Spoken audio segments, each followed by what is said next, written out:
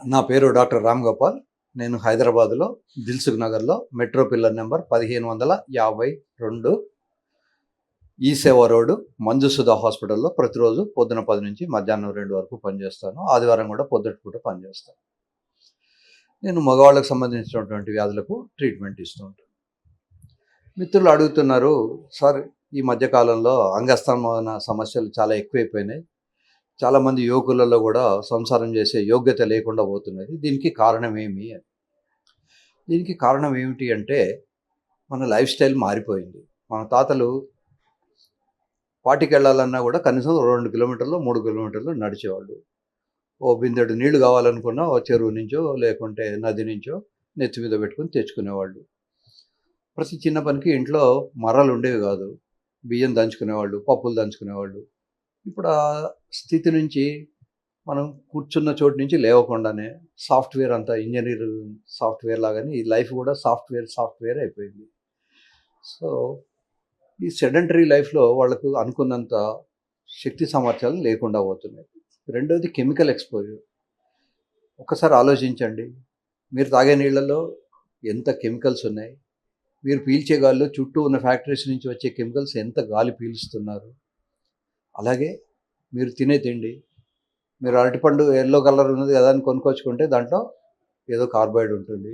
ఇప్పుడు ఎండాకాలం సీజన్ మామిడి పళ్ళు బాగా కనిపిస్తాయి, చాలా అట్రాక్టివ్ అనిపిస్తుంది, కొందాం అనుకుంటాం. తీరా కొన్న తర్వాత దాంట్లో కెమికల్తో పాటు అది కొనుక్కుంటాం. పోనీ ఎండాకాలం కదా మజ్జిగ నేను తాగుదాంలే అని పాలు కొనుక్కున్నాం అనుకోండి, గేదెలకే ఇంజెక్షన్స్ ఇచ్చి ఆ పాలు ఎక్కువ వచ్చేట్టు చేసి దాన్ని అమ్ముతారు.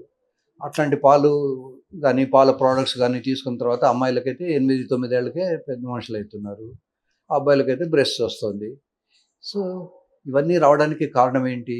మనం చేసుకున్నటువంటి లైఫ్ స్టైల్ చేంజెస్. తర్వాత మన తెలుగు రాష్ట్రాలు సామాన్యంగా ఎండలు ఎక్కువ ఉంటాయి. సంవత్సరానికి 8-9 నెలలు ఎండాకాలమే ఉంటుంది. మనకు వర్షాకాలం అంటూ ఉండదు. అప్పుడప్పుడు 2 వర్షాలు పడతాయి. కొద్దిపాటి నవంబర్ డిసెంబర్లో కొంచెం చలిగా ఉంటుంది, మళ్ళీ జనవరి నుంచి వేడిగానే ఉంటుంది. సో ఈ వేడి ఉన్నప్పుడు మగపిల్లలు అండర్వేరు, దాని మీద ఇంకో వేరు, దాని మీద ఒక ప్యాంటు ఇవన్నీ వేసుకుంటున్నారు. వాడు ఎల్కేజీ పిల్లవాడు కూడా ఒక అండర్వేరు, దాని మీద ఒక వేరు, దాని మీద ఇంకో జీన్ ప్యాంటు ఇలా వేయడం వల్ల మగవాళ్ళ బాల్స్కి ఏమిటంటే టెంపరేచర్ సెన్సిటివ్. మీరు గోరువెచ్చని నీళ్ళతో స్నానం 3 నిమిషాలు చేసినా కూడా స్పర్మ్స్ డ్యామేజ్ అవుతాయి. అట్లాంటిది ఇన్ని ఇయర్స్ వేసి పెట్టడం వల్ల దానికి టెంపరేచర్ తగ్గించుకునే అవకాశం లేదు. మీరు ఒక చిన్న టెస్ట్ చేసుకోండి. మీరు బాత్రూంలోకి వెళ్ళినప్పుడు కొంచెం వేడి నీళ్ళు మీ బాల్స్ మీద పోసుకోండి, అవి కిందికి వేలాడబడతాయి. 2 నిమిషాలు అయిన తర్వాత చల్లటి నీళ్ళు పోయండి, అవి పైకి మూవ్ అవుతాయి. ఈ పైకి మూవ్ అవడం ఏమిటి, కిందికి రావడం ఏమిటి అంటే, మీరు ప్లేట్లో ఒక వేడివేడి అన్నం పెట్టినారనుకోండి, హడావిడి ఉంది, ఆఫీస్కి వెళ్ళాలి, తొందరగా తిని వెళ్ళాలి. అప్పుడు ఏం చేస్తాం, ఒక స్పూన్తో దాన్ని స్ప్రెడ్ చేస్తాం. స్ప్రెడ్ చేసినప్పుడు టెంపరేచర్ తగ్గిపోతుంది. సో ఈ బాల్స్కి ఉన్న టెంపరేచర్ని తగ్గించుకోవడానికి భగవంతుడు ఏం పెట్టాడంటే ఈ స్క్రోటంను కిందికి వేలాడదీస్తాడు. అదే చలికి బాగా ఉన్నప్పుడు అది పైకి తీసుకొచ్చుకొని టెంపరేచర్ లాస్ కాకుండా మేనేజ్ చేసుకుంటాం. సో టెంపరేచర్ ఎక్కువ అవడం వల్ల డ్యామేజ్ అవుతుంది. ఆఫ్టర్ ఆల్ 2-3 నిమిషాలు స్నానం చేస్తేనే, అది గోరువెచ్చనీళ్ళతో చేస్తేనే ఉంటే, వీడు 24 గంటలు అండర్వేరు, వియరు, ఇంకో వియరు, దానికి స్క్రోటల్ సపోర్టు, స్క్రోటల్ గార్డు, ఇన్ని గార్డులు ఇన్ని వేసుకున్న తర్వాత దానికి టెంపరేచర్ లాస్ అయ్యే అవకాశం ఎక్కడ ఉంది? అవకాశమే లేదు. సో ఈ 24 గంటలు ఒక మంచి వేడి నీళ్ళల్లో ముంచినట్టు అయిపోతాయి ఆ బాల్స్. సో పనికి రాకుండా పోతాయి. స్పమ్స్ తక్కువ ఉంటాయి, అజోస్పమ్ ఏమంటారు, అసలే ఉండవు, లేదా డ్యామేజ్డ్ స్పమ్స్ వస్తుంటాయి, పిల్లలు పుట్టరు. దీనికోసమని లక్షలు టెస్ట్ ట్యూబ్ బేబీ సెంటర్లలో వెళ్ళి అక్కడ ఖర్చు పెట్టుకుంటూ ఉంటారు. ఇదంతా ఒక విషియస్ సైకిల్. సో ప్రతి వ్యక్తి కూడా కనీసం 15-20 నిమిషాలు, అబ్బాయి అయినా అమ్మాయి అయినా ఎక్సర్సైజ్ చేయడం మంచిది. ఏం ఎక్సర్సైజ్ చేయాలి? మళ్ళీ జిమ్కి వెళ్ళో దానికో 1500-2000 కట్టాలా అని మీరు నన్ను అడగచ్చు. అక్కర్లేదు. Any aerobic exercise, jumping, skipping, running, swimming, anything. So ఏది చేసినా పర్లేదు, అవి చేస్తూ ఉంటే శరీరం కొంతనన్నా శ్రమ పడుతుంది. శరీర శ్రమ చాలా అవసరం. మీరు గమనించి ఉంటారు, చిన్నప్పుడే మన షాపులలో వాళ్ళను సేట్లు అంటారు, ఆ సేట్లు కూర్చునేవాళ్ళు, వాళ్ళకి పెద్ద బుర్ర ఉండేది. అదే సేట్ కింద పనిచేసే అమాలీలు ఉంటారు, వాళ్ళు పాపం పెద్ద మా చిన్నప్పుడైతే 100 కిలోల రైస్ బ్యాగ్స్ ఉండేవి. ఈ మధ్యకాలంలో ఓన్లీ 20 కేజీ వచ్చినాయి. సో ఈ 100 కేజీల రైసు, 100 కేజీల ఉప్పు కూడా తీసుకొచ్చి వాళ్ళు లోపల షాప్లో పెట్టేవాళ్ళు లారీ నుంచి. సో వాళ్ళు ఎప్పుడు సన్నగానే ఉండేవాళ్ళు. ఎటొచ్చి షావుకారులకి డబ్బులు ఎక్కువ ఉండేవి, కానీ వాళ్ళు పాపం శ్రమ తక్కువ ఉండేది కనుక వాళ్ళకు ఆయాసము అవి ఉంటాయి. ఇప్పటికీ నా దగ్గరికి పేషెంట్లు వస్తుంటారు ఒక్కోసారి. గేట్‌లో నుంచి నా రూమ్‌కి రావడానికి ఒక 20 అడుగులు ఉంటుంది. ఆ 20, 25 అడుగులు వేసిన తర్వాత రూమ్‌లోకి వచ్చిన తర్వాత వెంటనే పేరు చెప్తే వాళ్ళు పేరు చెప్పలేరు. అని ఇలా 2, 3 నిమిషాలు గాలి తీసుకున్న తర్వాత నా పేరు ఫలానా అని చెప్తారు.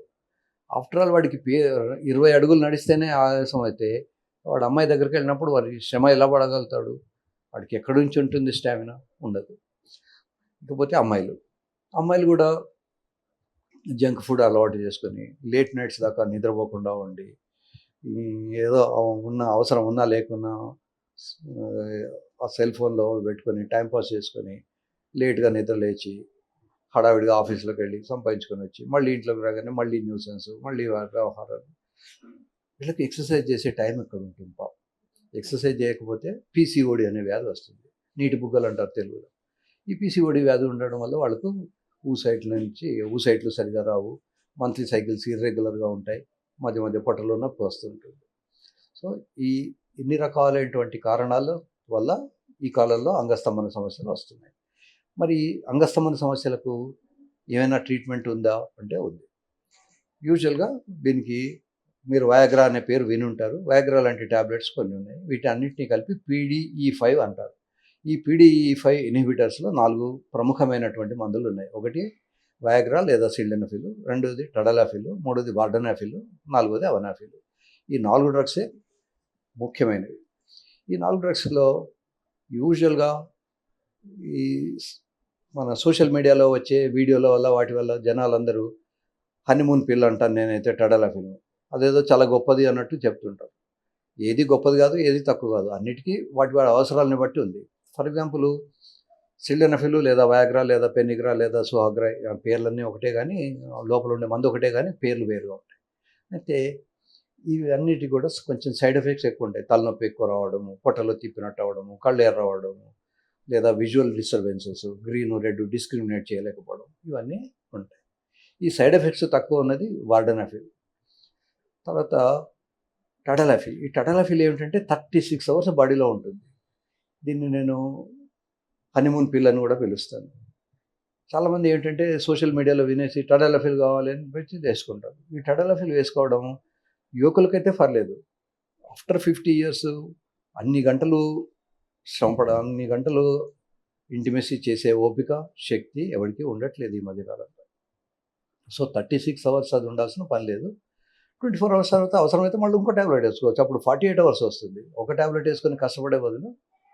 సో బెస్ట్ థింగ్ ఇస్ ఈ ట్యాబ్లెట్స్ డాక్టర్ ప్రిస్క్రిప్షన్ లేకుండా వేసుకోకండి. దగ్గరలో ఉన్న డాక్టర్ని సంప్రదించండి. ఇది సంథింగ్ లైక్ ఎలక్ట్రిసిటీ. మీరు అజాగ్రత్తగా వాడితే ఒక్కొక్కసారి డెత్ కూడా అవుతుంది. కనుక జాగ్రత్తగా డాక్టర్ని కన్సల్ట్ చేయండి. ప్రతి వాళ్ళకు హైదరాబాద్ వచ్చే ఓపిక, శక్తి ఉండకపోవచ్చు. మీ ఇంటి దగ్గర ఉన్నటువంటి క్వాలిఫైడ్ డాక్టర్స్ ఎవరి దగ్గరికి వెళ్ళి అడిగినా వాళ్ళు చెప్తారు, వాళ్ళు చేస్తారు.